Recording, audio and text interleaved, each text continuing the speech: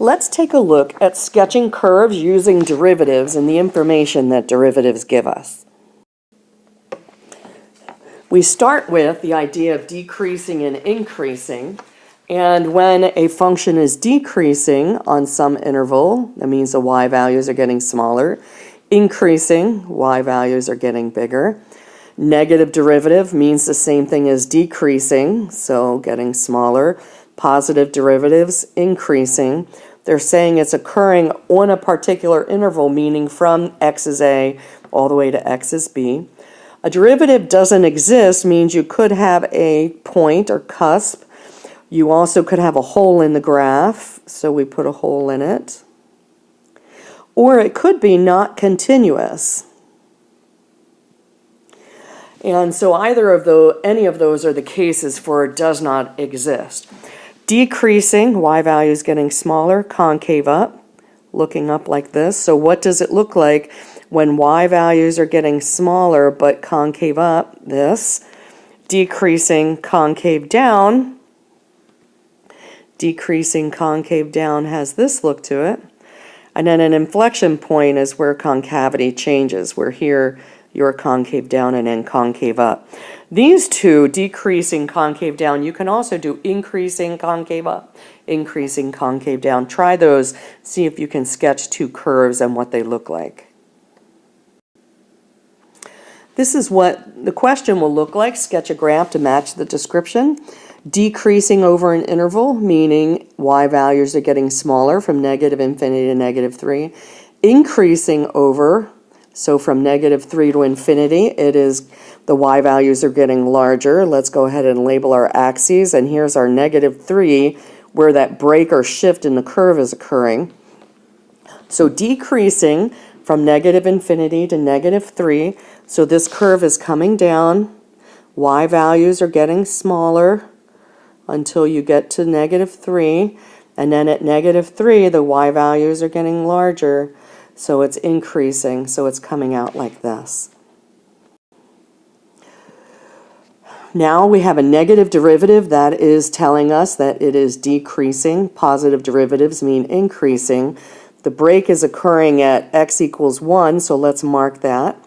And so we are negative derivative, so the y values are getting smaller until you get to 1, and then they are getting bigger. So this actually is the same argument as the previous one, just different language. Here we have decreasing, so the entire function is decreasing from left to right for every value of x.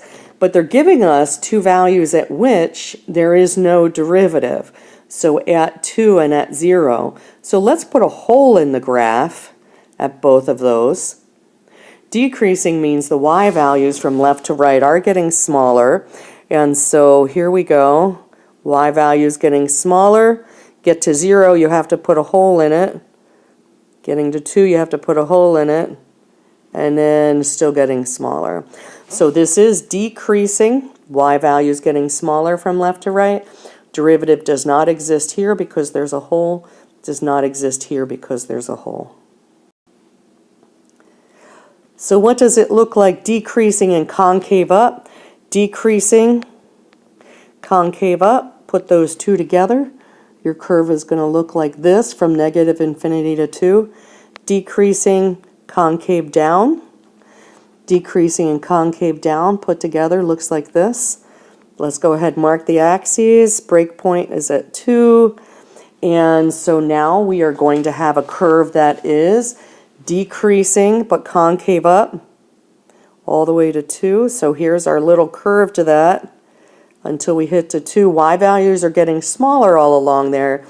Larger in size, smaller meaning more negative.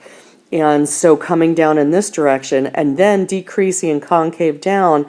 So they're going to continue decreasing, but the concavity switches. So here, concavity is up, but then at this point here at 2, the concavity switches to down.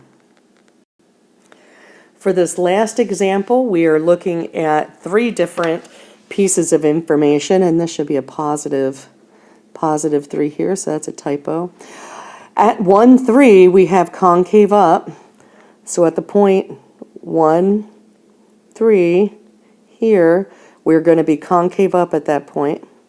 At the point 8, 7, so at 8, sorry, that's an 8, 7, here it's concave down.